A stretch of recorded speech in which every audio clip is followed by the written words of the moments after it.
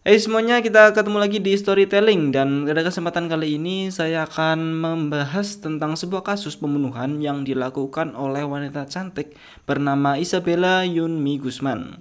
Sebenarnya kasus ini terjadi pada tahun 2013 ketika gadis berumur 18 tahun tega menghabisi ibunya sendiri dengan cara melakukan 79 tusukan di tubuhnya.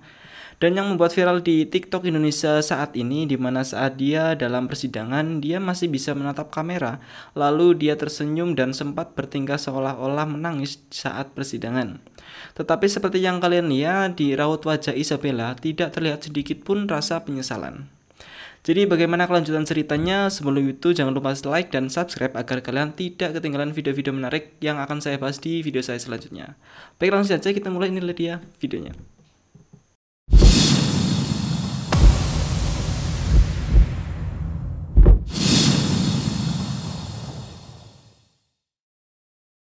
Isabella sendiri adalah seorang gadis yang lahir pada 9 Juni 1995 di Aurora, Colorado, Amerika Serikat. Dia adalah gadis keturunan Vietnam. Isabella sendiri seorang anak korban perceraian dari orang tuanya saat dia berumur 7 tahun. Isabella memiliki gangguan jiwa sejak kecil saat kedua orang tuanya bercerai. Kemudian dikarenakan trauma yang mendalam yang membuat Isabella mentalnya terganggu. Isabella semakin tidak terkontrol saat ibunya akan menikah lagi dengan seorang pria yang bernama Ryan Howe. Keterangan dari ayah tirinya itu, setelah ia menikah dengan ibu Isabella, hubungan Isabella dengan ibunya semakin memburuk. Mungkin karena sudah mendapat gangguan mental sejak kecil, ditambah melihat ibunya menikah lagi, membuat gangguan jiwa pada Isabella semakin besar. Bisa jadi dia takut kekurangan kasih sayang, mungkin saja dia tidak setuju tapi tidak berani bicara kepada ibunya. Kejadian tersebut membuat Isabella dan ibunya menjadi lebih sering bertengkar dan membuat hubungan mereka semakin memburuk. Sempat di suatu kejadian saat mereka ribut, Isabella bahkan berani meludahi ibunya.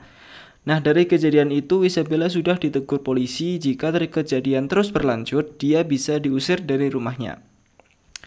Kemudian pada tanggal 27 Agustus 2013, ibunya mendapatkan email dari Isabella. Email itu bertuliskan "You will pay", yang berarti kau akan membayarnya. Email itu berisi ancaman yang kalian sudah tahu bahwa Isabella akan membunuh ibunya itu. Dan ketika mendapatkan email tersebut dan mengetahui bahwa Isabella mengalami gangguan mental, sang ibu yang merasa takut dan terancam, dia langsung melaporkannya pada polisi agar mendapatkan pengamanan. Setelah polisi datang ke rumah dan mengecek situasi di rumah Isabella, polisi beranggapan bahwa kondisi akan aman dan tidak ada apa-apa. Keesokan harinya pada tanggal 28 Agustus 2017, Ryan Howe mendengar keributan di lantai 2 dan dia langsung menuju ke suara keributan tersebut. Sampai di lantai 2, ayah Isabella melihat dia sedang menutupi pintu kamar mandi dengan punggungnya dan sekilas melihat istrinya berdarah dan memanggil namanya. Saat itu juga sekitar pukul 10.05, Ryan Howe menelpon kantor polisi bahwa dia melihat darah di dalam kamar mandi di mana istri dan anaknya berada. Sambil menelpon, Ryan Howe berusaha membuka pintu kamar mandi, tetapi Isabella lalu keluar dengan tatapan kosong sambil memegang pisau lalu melewatinya. Setelah melihat ke dalam kamar mandi, Ryan Howe melihat istrinya sudah tergeletak bercucuran darah dengan banyak sekali luka tusukan. Pada pukul 10.16, polisi datang di TKP. Ryan Howe membuka pintu dengan kondisi tangan dan bajunya berlumuran darah karena sempat membantu istrinya. Ryan Howe menginformasikan pada polisi bahwa Isabella sudah kabur dan membawa pisau tadi. Polisi mengecek keadaan dan seluruh sudut rumah untuk memastikan kondisi di dalam rumah. Setelah mengecek keseluruhan rumah, polisi tidak menemukan tanda-tanda keberadaan Isabella. Hanya terlihat ibu Isabella di kamar mandi lantai 2 yang sudah tewas dalam keadaan telanjang dengan penuh luka tusukan. Beberapa saat kemudian, petugas medis datang dan memastikan sang ibu meninggal dunia pada pukul 10.28 malam. Polisi sempat mencoba menghubungi HP Isabella untuk mencari keberadaannya, tapi tidak berhasil karena HP Isabella sudah mati. Dan pada tanggal 29 Agustus 2013, Ryan Howe dipanggil polisi untuk melakukan interogasi agar dapat ditemukan informasi lain terkait konflik istri dan anak tirinya itu. Ryan Howe menceritakan fakta perilaku Isabella yang sudah tidak menghormati ibunya sama sekali, dan 1 hari sebelum kejadian sempat terjadi adu mulut antara Isabella dan ibunya hingga sampai Isabella meludahi wajah ibunya itu. Pencarian Isabella terus berlanjut. Di hari itu juga ada laporan telepon ke 911 bahwa ada mayat di sebuah mobil yang terparkir di garasi jalan South Parker. Setelah dicek ternyata tidak ada satupun dan tidak ada mayat di situ.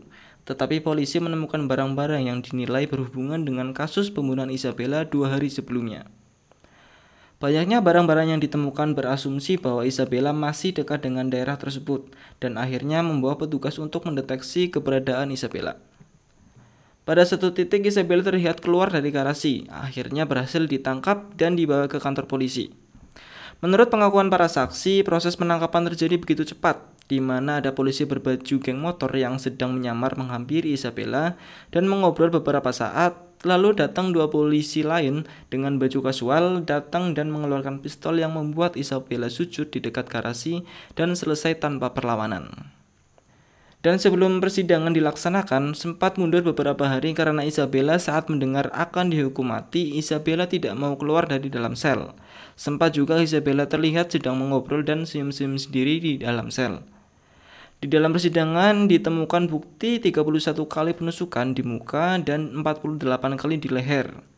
Uniknya, Isabella malah mengakui bahwa dia menusuk ibunya kira-kira 150 tusukan. Tentunya hitungan pastinya 79 kali yang diriset oleh tim medis. Di saat inilah dia sempat menatap kamera lalu dia tersenyum dan sempat bertingkah seolah-olah menangis saat persidangan.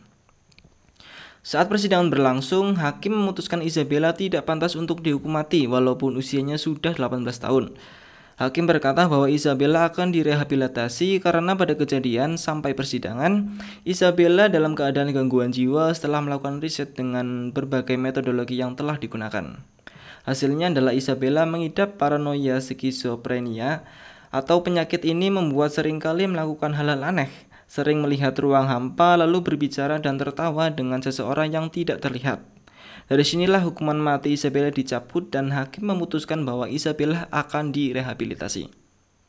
Nah, jadi begitu singkat cerita dari kisah Isabella yang tega membunuh ibu kandungnya sendiri. Jika ada informasi atau kesalahan yang saya katakan tadi, kalian bisa tulis di kolom komentar atau bisa kalian DM ke akun Instagram saya. Terima kasih untuk kali ini, sampai ketemu lagi di video saya selanjutnya.